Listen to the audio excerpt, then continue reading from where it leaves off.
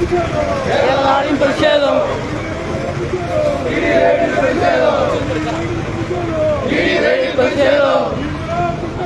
സിന്ദാബാദ് സിന്ദാബാദ് CPIM സിന്ദാബാദ് CPIM സിന്ദാബാദ് ഇഡിയുടെ പേര് പറഞ്ഞു ഇഡിയുടെ പേര് പറഞ്ഞു ഇഡിയുടെ പേര് പറഞ്ഞു ഇഡിയുടെ പേര് പറഞ്ഞു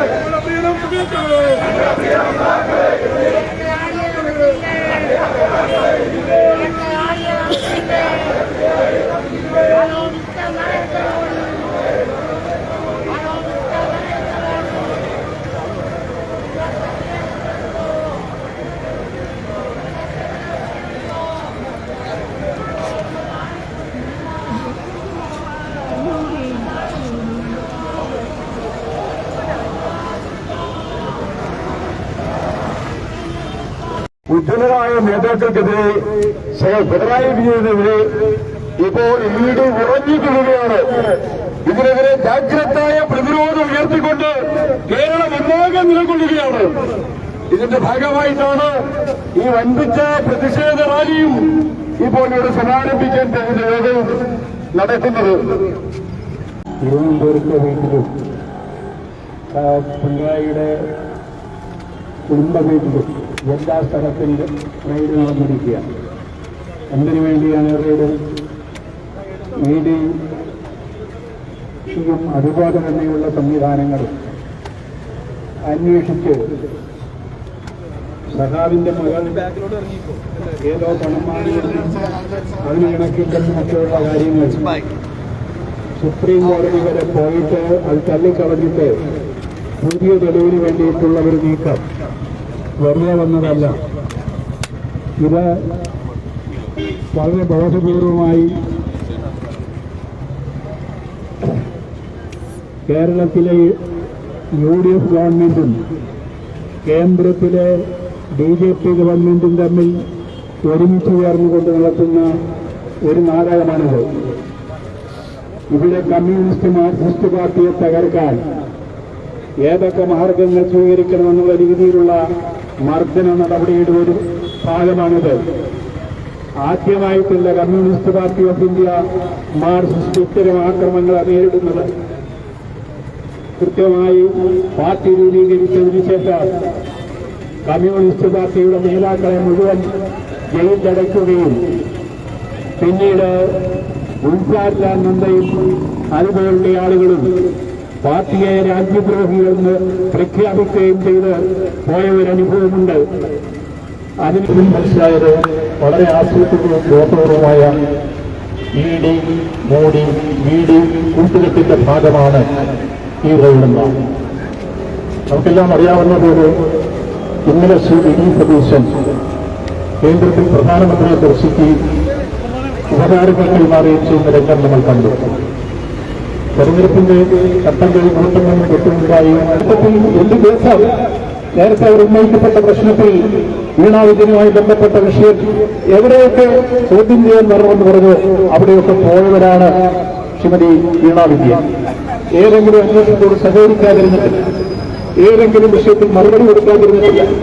കോടതികളെല്ലാം തള്ളുകയും അന്വേഷണ ഏജൻസികൾക്ക് തന്നെ ബോധ്യപ്പെടാതെ വരികയും ചെയ്തിട്ട് ഇട്ടിട്ടുപോയൊരു കേസാണ് കേരളത്തിലെ ഗവൺമെന്റ് മാറി വന്ന തട്ടം നോക്കി ഇവിടെ കോൺഗ്രസിന്റെ ഒരു ഒത്താശയോടുകൂടി കേന്ദ്ര ഭരണാധികാരിയും തങ്ങളുടെ മർദ്ദനോപകരണങ്ങൾ ഉപയോഗിച്ച് എതിരാളികളെ തകർക്കാൻ വേണ്ടി പരിശ്രമിക്കുന്ന നീക്കങ്ങൾ ആരംഭിച്ചിരിക്കുന്നു. അവരോട് ഞങ്ങൾ വിനയപൂർവ്വം പറയട്ടെ, കേരളത്തിൽ പിണറായി വിജയനെതിരായിട്ടുള്ള ആക്രമണം, മുഹമ്മദ് നിങ്ങളുടെ നീക്കങ്ങൾ പാർട്ടിക്കെതിരായിട്ടുള്ള നീക്കങ്ങളായി തന്നെ ഞങ്ങൾ കാണുന്നതാണ്. ഇവരെ ആരെയെങ്കിലും ഭയപ്പെടുത്തി BJPയിലേക്ക് കൊണ്ടുപോകാമെന്ന് നിങ്ങൾ ധരിക്കുന്നുവെങ്കിൽ നിങ്ങൾ വിഡ്ഢികളുടെ ലോകത്താണ് താമസിക്കുന്നത് എന്ന് പറയാനൊക്കെ. അവരെ മാത്രമല്ല, ഈ പേടിപ്പിച്ചുകൊണ്ട് കേരളത്തിൽ ഇടതുപക്ഷ ജനാധിപത്യ മുന്നണിയിൽ നിന്ന് CPI നിന്ന് ഒരു പ്രവർത്തകനെ പോലും നിങ്ങൾക്ക് CPI കൊണ്ടുപോകാൻ കഴിയില്ല എന്ന് ഞങ്ങൾ അടിവരയിട്ട് പറയും. ഇത് കോൺഗ്രസ് അല്ല, ഇത് CPI യുമാണ് എന്ന് അഭിമാനപൂർവ്വം ഞങ്ങൾ പറയട്ടെ. ഈ ഇപ്പോഴത്തെ മുഖ്യമന്ത്രിക്ക് എത്ര വീടുകളുണ്ട്, ഏത് കണക്കാണ് നിങ്ങളുടെ മുന്നിലുള്ളത്? ഇപ്പൊ യഥാർത്ഥത്തിൽ റെയ്ഡ് നടക്കുമ്പോൾ എന്താണ് കേസ്? ഏതെങ്കിലും നീതിയുടെ കേസ് പിണറായി വിജയനെ രജിസ്റ്റർ ചെയ്തിട്ടുണ്ടോ? കേരളത്തിലെ മുഖ്യമന്ത്രി പിണറായി വിജയനോട് ഒരു മിനിറ്റ് നേരം അദ്ദേഹത്തെ തടഞ്ഞു വെക്കാനുള്ള യാതൊരു നിയമ നടപടികളും അധികാരമില്ല. ഇന്ത്യ രാജ്യത്തെ ഒരു ഏജൻസിയുമില്ല, അത് ഇടിക്കുന്നില്ല. നിങ്ങൾ മുന്നോട്ട് പോകരുത്, ഇവിടെ ഇടിക്കൂ എന്ന് പറയാനുള്ള ഒരു കേസ്, ഏതെങ്കിലും ഒരു വസ്തുത ഇന്ത്യയുടെ മുമ്പിലുണ്ടോ? ഏതെങ്കിലും അന്വേഷണ ഓഫീസർമാരുടെ മുമ്പിലുണ്ടോ? ഒരു വസ്തുതയില്ല.